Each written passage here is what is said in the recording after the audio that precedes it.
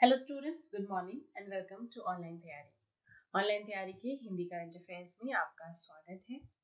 और आज का पहला क्वेश्चन देखेंगे हम। पहला क्वेश्चन है, हाल ही में भारत ने किस देश को आपदा राहत सामग्री की एक खेप सौंपी है? सही उत्तर है बी ऑप्शन, नेपाल। भारत ने नेपाल को आपदा राहत सामग्री की एक खेप सौंपी है।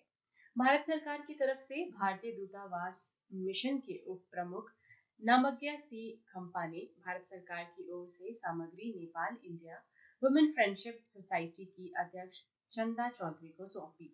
ये हाल ही में नेपाल के विभिन्न जिलों में बाढ़ और भूस्खलन के कारण हुए विनाश और जन हानि के मद्देनजर दिया गया था।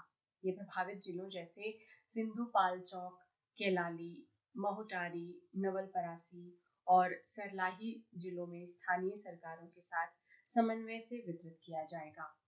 तो इस क्वेश्चन का सही उत्तर था बी ऑप्शन, नेपाल। क्लियर है? आगे बढ़ते हैं दूसरे क्वेश्चन की ओर। पेट्रोलियम क्षेत्र में प्रधानमंत्री की हालिया 3 प्रमुख परियोजनाओं के संबंध में निम्नलिखित कथनों पर विचार करें। यहाँ पर 3 कथन दिए गए हैं और बताना है कौन सा सही है। 3 कथन में कुछ इस प्रकार से हैं। पहला कथन है, 193 किलोमीटर लंबी दुर्गापुर बांका पाइपलाइन खंड जो पारादीप हल्दिया दुर्गापुर पाइपलाइन विस्तार परियोजना का एक हिस्सा है। दूसरा, एलपीजी बॉटलिंग प्लांट पूर्वी चंपारण और बांका में खोले जाएंगे। तीसरा, ये परियोजना पश्चिम बंगाल राज्य में घोषित की गई है। तो इस क्वेश्चन का सही उत्तर है पहला ऑप्शन, यानी कि केवल पहला और दूसरा कथन ही सही है। यहाँ पर तीसरा कथन गलत है। पहली परियोजना 193 किलोमीटर लंबी दुर्गापुर बांका पाइपलाइन खंड है जो पारादीप हल्दिया दुर्गापुर पाइपलाइन विस्तार परियोजना का एक हिस्सा है। ये पाइपलाइन पश्चिम बंगाल, झारखंड और बिहार से होकर गुजरती है। पूर्वी चंपारण और बांका में 2 नए एलपीजी बॉटलिंग प्लांट का लोकार्पण किया जाएगा। इस प्लांट की एलपीजी स्टोरेज क्षमता 1800 टन और बॉटलिंग क्षमता 40,000 सिलेंडर प्रतिदिन की होगी। नेक्स्ट, थर्ड क्वेश्चन, निम्नलिखित में से किस संसदीय समिति ने आभासी न्यायालयों द्वारा सुनवाई की कार्यप्रणाली पर अपनी रिपोर्ट प्रस्तुत की है? सही उत्तर है सी ऑप्शन, कार्मिक लोक प्रशासन, कानून और न्याय संबंधी समिति।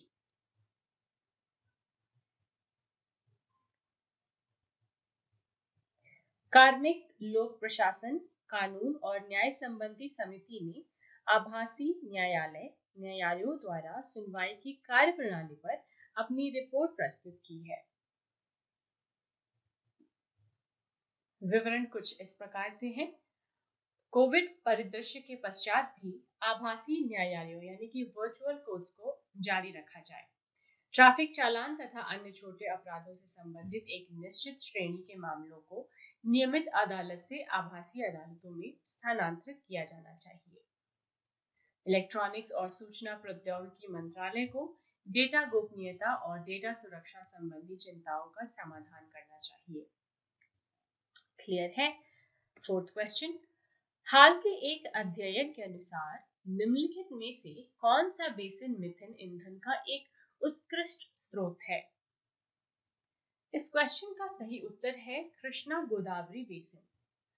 अग्रहार रिसर्च इंस्टीट्यूट भारत सरकार के विज्ञान एवं प्रौद्योगिकी विभाग का एक स्वायत्त संस्थान के शोधकर्ताओं द्वारा किए गए एक हालिया अध्ययन में ये पाया गया है कि कृष्णा गोदावरी बेसिन में जमा होने वाला मीथेन हाइड्रेट एक समृद्ध स्रोत है जो मीथेन, जो कि एक प्राकृतिक गैस है, उसकी पर्याप्त आपूर्ति सुनिश्चित करेगा।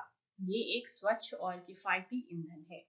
ये अनुमान लगाया जाता है कि 1 घन मीटर मीथेन हाइड्रेट में 160 से लेकर 180 घन मीटर मीथेन होता है।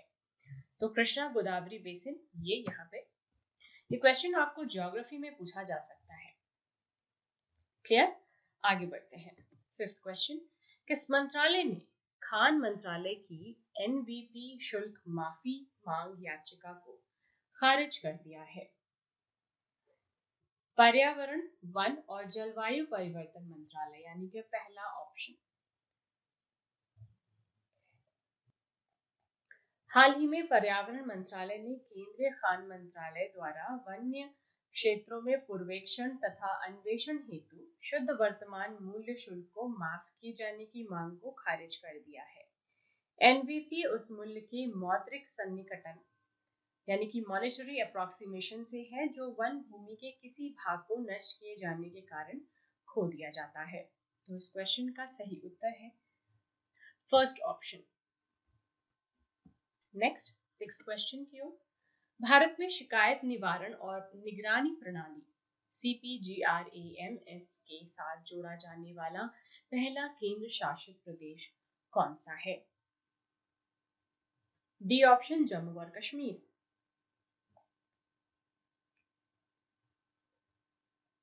जम्मू और कश्मीर पहला केंद्र शासित प्रदेश है जिसे शिकायत निवारण और निगरानी प्रणाली के साथ जोड़ा गया है, जो नागरिकों को देश के किसी भी भौगोलिक हिस्से से ऑनलाइन शिकायत दर्ज करने की सुविधा प्रदान करता है। इसको अभी पायलट प्रोजेक्ट के तौर पर जम्मू, श्रीनगर और रियासी जिले में शुरू किया जा रहा है।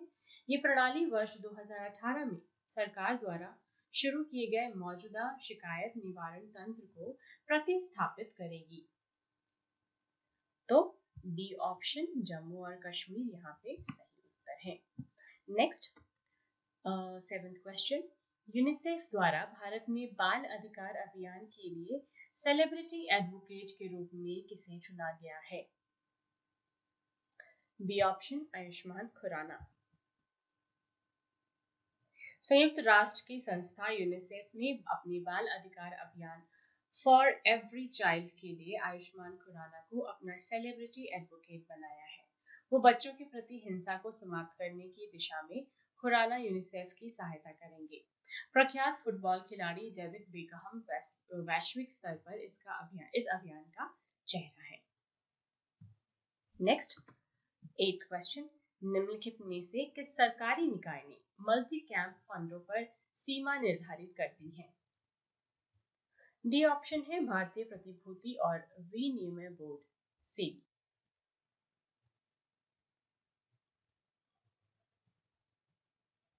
नाइन्थ क्वेश्चन की ओर बढ़ते हैं।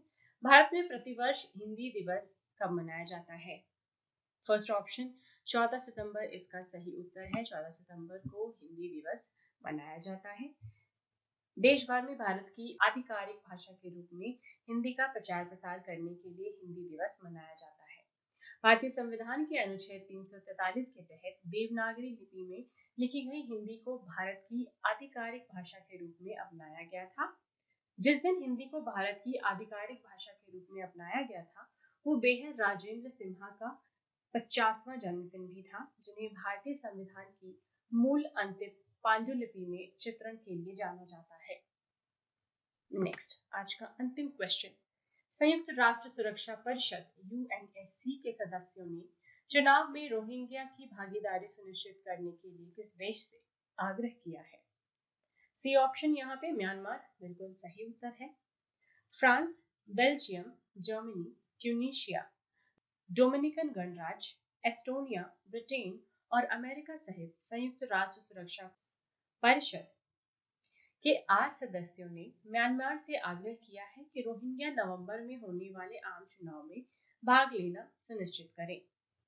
रोहिंग्या का मुद्दा क्या है? ये रोहिंग्या मुस्लिम और राखीन बौद्ध समुदायों के बीच म्यांमार के राखीन राज्य के उत्तरी भाग में जारी संघर्ष है। वे भारत, बांग्लादेश और मलेशिया जैसे देशों में शरणार्थियों के रूप में फैले हुए हैं। तो आज का सेशन यहीं पे खत्म होता है। अगले दिन फिर मिलेंगे नए क्वेश्चंस के साथ। तब तक स्टे ट्यून्ड टू ऑनलाइन तैयारी। Thank you so much.